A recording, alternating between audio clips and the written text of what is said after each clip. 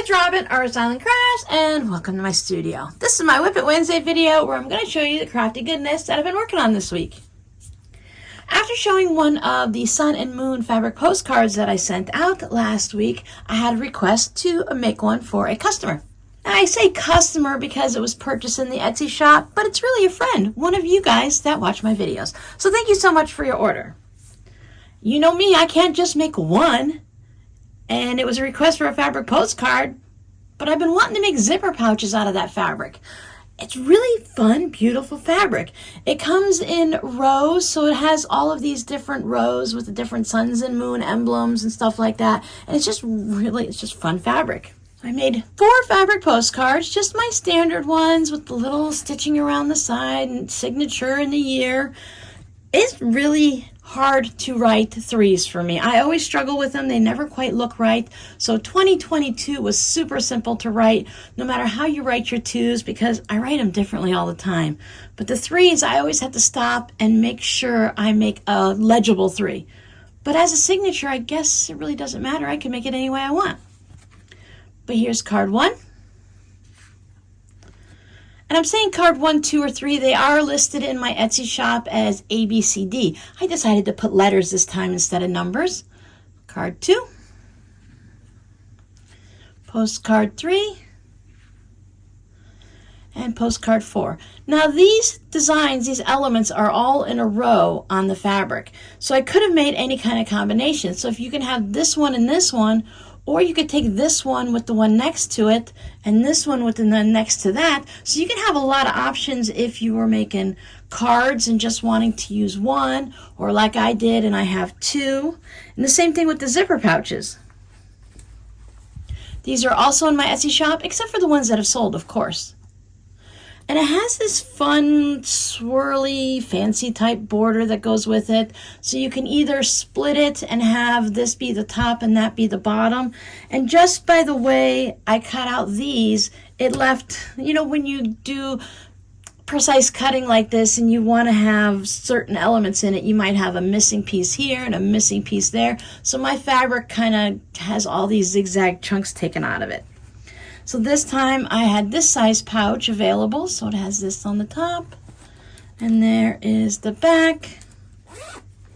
And then I used this charcoal-y type gray fabric on the inside.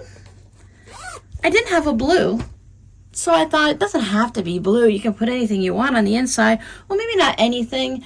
It might not work if you have like a pink or, you know, bunnies or...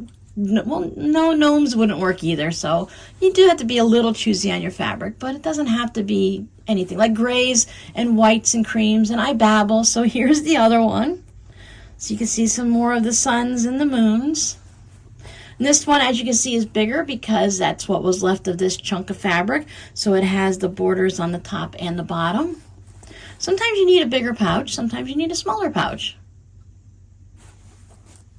So if you're interested, go ahead and check out my Etsy shop, see what's left, and see if there's anything you might want. Thank you for watching my video on how to make dish drying mats using the mats I already had. And thank you guys for the lovely comments. I can't show you my pizza one because it's actually in use, and I just love walking into my kitchen, and that's the first thing I see over by my dish area is my pizza dish strainer. It works beautifully. It brightens up the kitchen, not like a light bulb, obviously, but you know, it just makes it brighter looking. It makes me happy when I see it. And this one will be used next week because I find that I wash a lot of dishes each day, but I don't wash a lot that end up on the mat.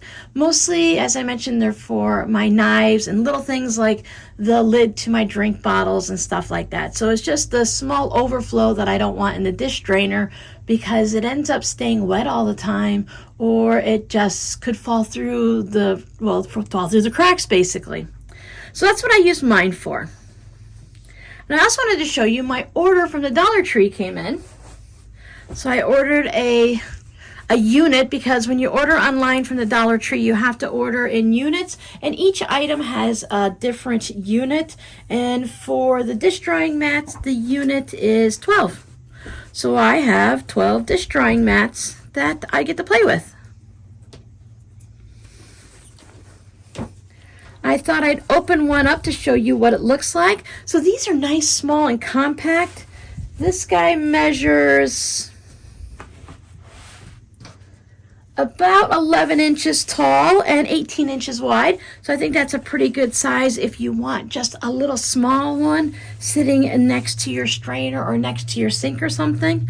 I'm going to make a video that shows how to use one piece of fabric and this type of a dish draining mat to just make a quick project out of it. This has the foam inside. I can feel it. This one, of course, is bigger and thicker and a bit sturdier. If you let your dishes drain a little bit over in the sink area, or you just use it for overflow like I do, then this is just going to be perfectly fine. Other people have used them and told me they work great next to their sink. Some people have used them for other uses too, and I thought that was really great. And you could even cut this down and make it smaller if you wanted to, or put two together and double it up. So many options for products like this. So keep an eye out for that video and also for some products going into the shop. The last thing I worked on this week is something I'm working on with my patrons. We are doing a block of the month for 2023, and I did 2 blocks this month because I wanted to stay ahead of the game. I wanted to make sure that if anyone wanted to do this just as a mini versus doing it as an entire quilt, they would have it done. So I've done January's, so it's a snowflake on a coffee mug, if you can't notice what that is. And for February, it's a heart. I'm using 2 fat quarter bundles of batiks for my background. I'd first thought about doing it just as individual blocks, but to have just this block by itself, I had originally put a couple of borders on each side. I was going to turn it into just a standalone block, but that made it more rectangular and I didn't quite like the look, and I wouldn't want it as a monthly wall hanging all by itself without having some type of a border on it to finish off the handle and of course the side of the mug. If I wanted to, I could have changed it and made this border wider so that it matched all the way around to bring it back up to being square. But I decided, you know what, I'm just going to make the project as is and I'm going to turn it into a quilt. I really love the project and I love the way the quilt looks. So I'm just going to go ahead and do that, and I will just find a sashing to go around all of them instead of using the background, because I'm going to have a hodgepodge of backgrounds. Now, I don't know if these two actually go together, but I think as I make more and more blocks and I see the overall look, I think it's going to mix and match nicely. So for once, I'm actually ahead of the game, but that's only because I did 2 at the same time, and I'll be all set now to start marches. Thank you guys so much for always hanging out with me, leaving wonderful comments, and watching my videos. And for those of you out there in the universe that you can't hear me, but thank you so much for watching my old videos. Even if you don't subscribe or come and watch any of the new ones, I appreciate you, even if you just watch one video. But a huge hug of gratitude for all of you that keep coming back every week, every video, whether you're new or you've been here for several years. I love the little community we have. So you need a scrappy word. Your scrappy word for today is weekend. I spent my weekend working on these 2 blocks. How did you spend your weekend? Do you get to spend some time sewing? Because if you work Monday through Friday or you have family obligations all week, can you squeeze a little time out for some crafty goodness on the weekend?